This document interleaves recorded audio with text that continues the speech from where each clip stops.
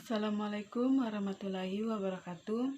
Perkenalkan, nama saya Titi Yunda Ricciu, NIM F2020 01134. Saya dari kelas A3, jurusan S1 Farmasi Universitas Mandala Waluya, Kendari. Baiklah, pada saat ini saya akan mempresentasikan hasil PPTN yang telah saya buat dengan tema Anatomi Fisiologi Mata dan Telinga. Tanpa berlama-lama, marilah kita simak video berikut ini. Saya akan membacakan tentang penginderaan. Maksudnya apa itu penginderaan? Penginderaan adalah organ-organ akhir yang dikhususkan untuk menerima jenis rangsangan tertentu. Beberapa kesan timbul dari luar yang mencangkup penglihatan, pendengaran, pengecapan, penghidung, dan sensorik atau perasa. Sekarang kita masuk ke indera penglihatan atau mata. Yang pertama itu yang kita bahas adalah fungsi dari mata, yaitu menerima rangsangan berkas cahaya pada retina dengan perantaraan serabut nervus opticus, menghantarkan rangsangan ini ke pusat penglihatan pada otak untuk ditafsirkan. Oke, selanjutnya kita masuk di bagian-bagian mata. Kalian bisa lihat sendiri, ini adalah bagian-bagian mata.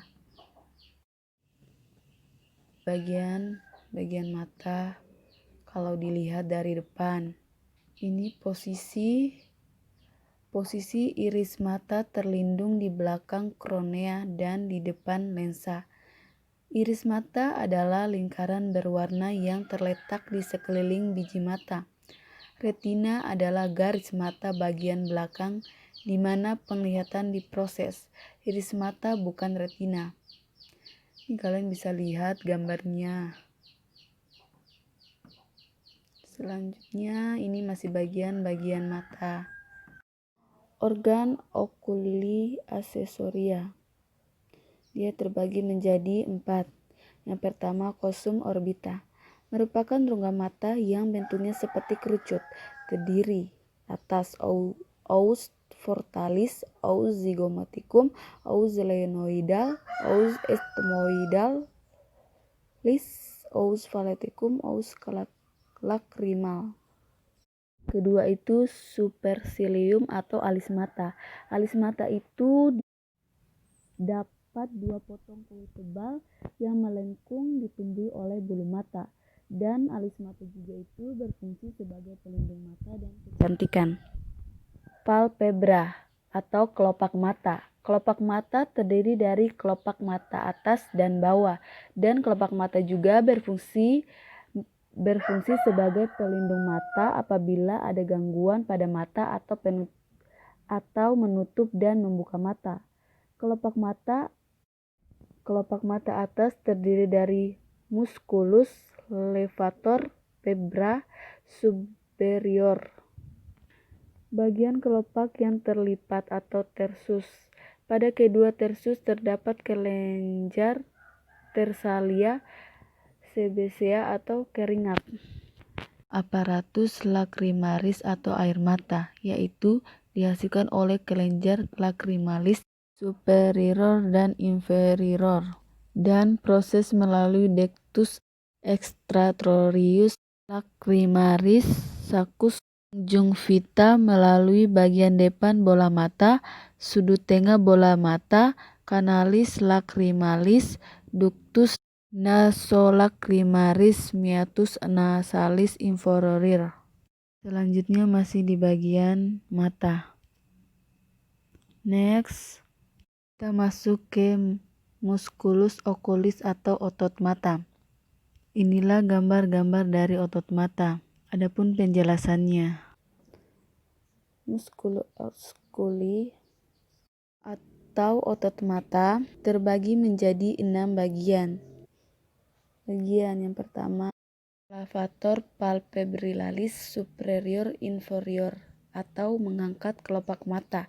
Yang kedua, M orbicularis oculir, lingkaran mata atau menutup mata. Yang ketiga, M rectus oculir inferior, di sekitar mata atau menutup mata. M rectus oculir medial, di sekitar mata atau menggerakkan mata dalam atau bola mata. Yang kelima, M. obliquus oculis inferior atau menggerakkan bola mata ke bawah ke dalam. Yang terakhir atau yang keenam, M. obliquus oculis superior atau memutar mata ke atas, ke bawah, dan keluar. Pada strabismus atau juling disebabkan tidak seimbangnya atau paralis kelumpuhan fungsi dari salah satu otot mata. Konjungtiva, yaitu selaput bening halus yang melapisi permukaan dalam kelopak mata atau konjungtiva palpebra, dan kemudian membalik keluar pada bagian depan bola mata atau konjungtivulbi atau okuler. Selanjutnya, ini adalah gambar dari sumbatan drainasi humor aqueous glaukoma atau meningkatnya tekanan intraokuler. Selanjutnya kita masuk ke okulus atau mata.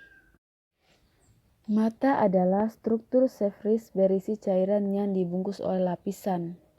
Lapisan yang pertama itu adalah sklera atau membentuk bagian putih mata, atau juga kornea, tempat lewatnya berkas cahaya ke interior mata. Yang kedua itu kroid, mengandung pembuluh darah untuk memberi makan retina atau badan siliaris atau iris. Yang ketiga itu retina. Retina itu terdiri lapisan berpigmen di sebelah luar, lapisan sebelah dalam, terdiri lapisan jaringan saraf.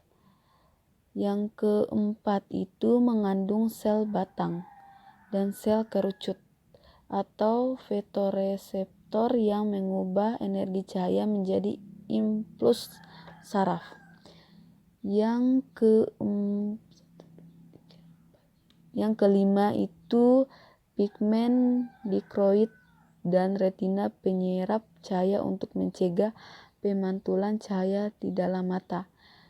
Yang terakhir, bagian dalam terdiri dua rongga berisi cairan menuju dipisahkan sebuah lensa atau memungkinkan cahaya lewat menembus mata dari kornea ke retina. Rongga anterior antara kornea dan lensa atau aqueous humor menuju mengandung zat gizi untuk kornea dan lensa. Rongga posterior antara lensa dan retina atau vitreous humor membentuk bola mata yang sferiks. Selanjutnya, pengaturan cahaya. Yang pertama itu pupil atau tempat masuknya cahaya ke bagian mata yang dikontrol saraf otonom. Yang kedua itu cahaya terang atau pupil mengecil apabila otot sirkuler atau konstriktor berkontraksi dan membentuk cincin yang lebih kecil, simpatis. Yang terakhir, cahaya gelap atau otot radialis membedak menyebabkan ukuran pupil meningkat, parasimpatis. Selanjutnya, pemfokusan berkas cahaya. Yang pertama itu pembelokan suatu berkas cahaya atau refraksi. Ketika suatu berkas cahaya mengenai permukaan lengkung dengan densitas lebih besar, arah refraksi tergantung pada sudut kelengkungan. Yang kedua itu lensa konveks atau cembung, menyebabkan konvergensi atau penyatuan berkas cahaya. Yang terakhir atau yang ketiga itu lensa konkav atau cekung, menyebabkan divergensi atau penyebaran berkas cahaya. Selanjutnya kita masuk ke fungsi refraksi mata. Cahaya jatuh di atas mata. Bayangan letaknya difokuskan pada retina. menembus dan diubah kornea lensa badan aqueous dan vitreous, membiasakan atau memfokuskan bayangan pada retina bersatu menangkap sebuah titik bayangan yang difokuskan. Contohnya pada gambar di video ini. Selanjutnya itu proses-prosesnya. Itu yang pertama sumber cahaya menuju masuk ke mata melalui kornea. Kemudian itu melewati pupil yang lebarnya diatur oleh iris. Kemudian dibiasakan oleh lensa. Terus terbentuk bayangan di retina yang bersifat nyata, terbalik, diperkecil. Kemudian sel-sel batang dan sel kerucut meneruskan sinyal cahaya melalui saraf optik. Kemudian otak membalikkan lagi bayangan yang terlihat di retina. Terakhir objek terlihat sesuai dengan aslinya. Mata yang normal. Cahaya daripada objek difokuskan di atas retina. Selanjutnya akomodasi. Akomodasi adalah kemampuan menyesuaikan kekuatan lensa sehingga baik sumber cahaya dekat maupun jauh dapat difokuskan di retina. Kontraksi otas ciliaris, ligamentum supercilium melemas dan tegangan pada lensa berkurang atau lensa membulat dan menguat. Selanjutnya kita masuk ke gambar. Ini adalah gambar mata yang normal, rabun dekat, rabun jauh, dan antigmatisma. Saya akan memperlihatkan kepada kalian gambar ilusi yang bisa menipu mata kita. Ini adalah gambar-gambarnya. Selanjutnya di bagian kedua yaitu indera pendengar atau telinga. Fungsi telinga. Fungsi telinga yang paling utama adalah sebagai alat pendengar manusia. Akan tetapi telinga ternyata bukan hanya organ yang dapat digunakan untuk mendengar saja, melainkan juga sistem bagian yang sangat kompleks guna agar manusia dapat berjalan dalam keadaan seimbang. Ini anatomi telinga atau bagian-bagian telinga. Kalian bisa melihatnya. Selanjutnya kita masuk ke telinga bagian luar. Dia terbagi menjadi 3. Yang pertama itu auricula atau pinna atau sering disebut daun telinga, yaitu menampung gelombang suara datang dari luar masuk ke dalam telinga. Yang kedua meatus acousticus eksternal atau liang telinga, yaitu saluran penghubung auricula dengan membran timpani atau terdiri tulang rawa dan keras. Saluran ini mengandung rambut, kelenjar sebasea dan kelenjar keringat, khususnya menghasilkan sekret berbentuk serum. Yang terakhir yaitu membran timpani, yaitu selaput gendang telinga batas antara telinga luar dan telinga tengah. Berikutnya telinga bagian tengah. Dia itu terbagi menjadi 3. Yang pertama covum timpani, yaitu rongga di dalam tulang temporalis. Terdapat 3 buah tulang pendengaran, yaitu 1 malleus, 2 incus, dan yang ketiga itu stapes. Yang kedua, bagian kedua, yaitu atrium timpani, yaitu rongga tidak teratur terletak di bawah samping dari cavum timpani. Yang ketiga, tuba auditiva eustachii, yaitu saluran tulang rawa yang berjalan miring ke bawah agak ke depan. Selanjutnya telinga bagian dalam terbagi menjadi 2. Yang pertama itu labirin osseus, yaitu serangkaian saluran bawah dikelilingi oleh cairan atau perilimfi. Dia terdapat 3, yaitu vestibulum, cochlea, kanalis semisirkuler. Yang kedua itu labyrinthus membranosus. Dia itu terbagi menjadi 3, utriculus, satuculus, ductus semisircularis. Ini adalah gambar dari proses pendengaran. Sekarang kita masuk ke saraf pendengaran. Saraf pendengaran mempunyai beberapa bagian. Yang pertama itu nervus auditori, mengumpulkan sensabilitas dan bagian vestibuler, organ telinga dalam yang mempunyai hubungan dengan keseimbangan. Yang kedua itu bergerak menuju nucleus vestibularis yang berada pada titik pertemuan antara pons dan medulla oblongata atau cerebellum. Yang ketiga, bagian conglearis pada nervus auditori saraf pendengaran.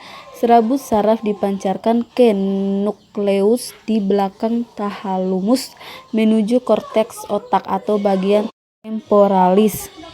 Bagian keempat yaitu kehilangan pendengaran konduktif. Kehilangan pendengaran di mana transmisi bunyi yang efektif ke telinga dalam terputus oleh sumbatan atau proses penyakit atau impaksi cerumen, ototis media, otosklerosis atau pembentukan tulang baru.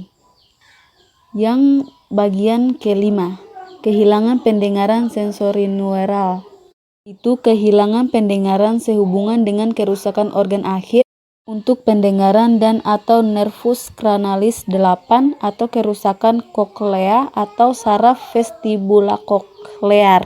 Bagian ke-6, uji Rine, membandingkan hantaran atau konduksi suara melalui tulang pendengaran dengan udara normal. Konduksi udara berlangsung lebih lama dari konduksi tulang. Seperti bila ada kehilangan pendengaran konduksi tulang akan melebihi konduksi udara. Begitu konduksi tulang menghilang, pasien tidak mampu lagi mendengar mekanisme konduksi yang biasa. Dan bila ada kehilangan pendengaran sensorineural, suara yang diantarkan melalui udara lebih baik dari tulang, meskipun keduanya merupakan konduktor yang buruk dan segala suara diterima seperti sangat jauh dan lemah. Bagian terakhir uji Weber, yaitu memanfaatkan konduksi tulang untuk menguji adanya laterisasi suara. Normal mendengar suara seimbang pada kedua telinga atau suara terpusat di tengah kepala. Seperti bila ada kehilangan pendengaran konduktif, suara akan lebih jelas terdengar pada sisi yang sakit. Dan bila ada kehilangan pendengaran sensorineural, suara akan mengalami laterisasi ke telinga yang pendengarannya lebih baik.